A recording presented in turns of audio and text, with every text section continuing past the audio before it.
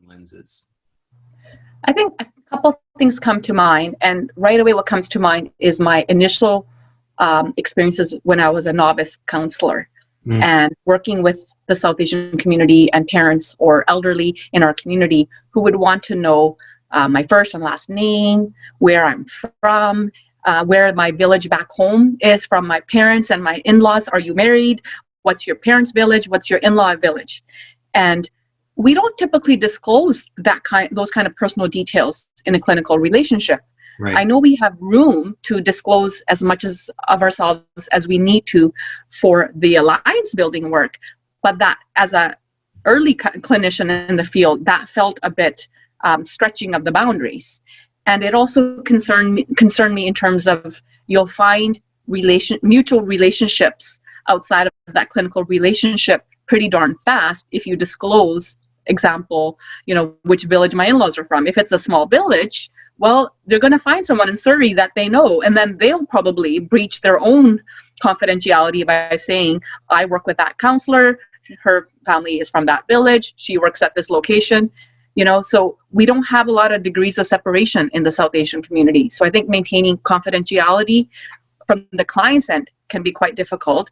And as a clinician, what it challenged for me was, well, how do I maintain a good client-counselor boundary when you start to disclose those kinds of factors, because I felt like it blurred it. Where I saw, though, over the years, as I started to work with more seniors in the community, was it became a strong relationship building opportunity and strategy.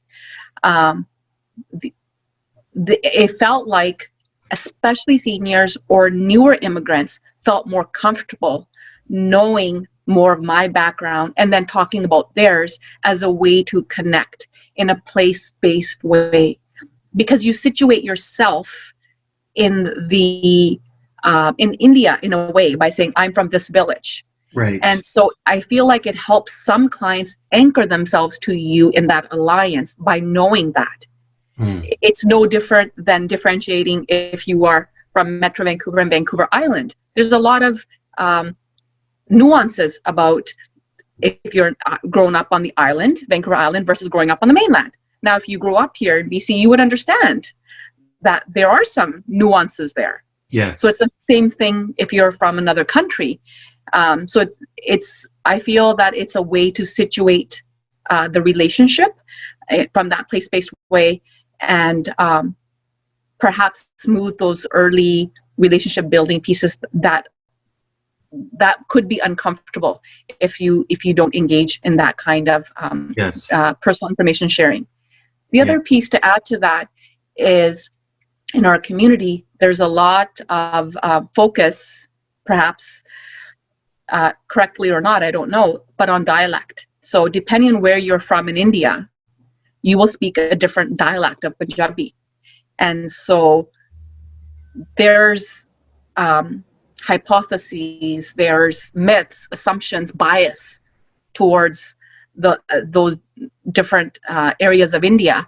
And so your dialect of Punjabi becomes important in that.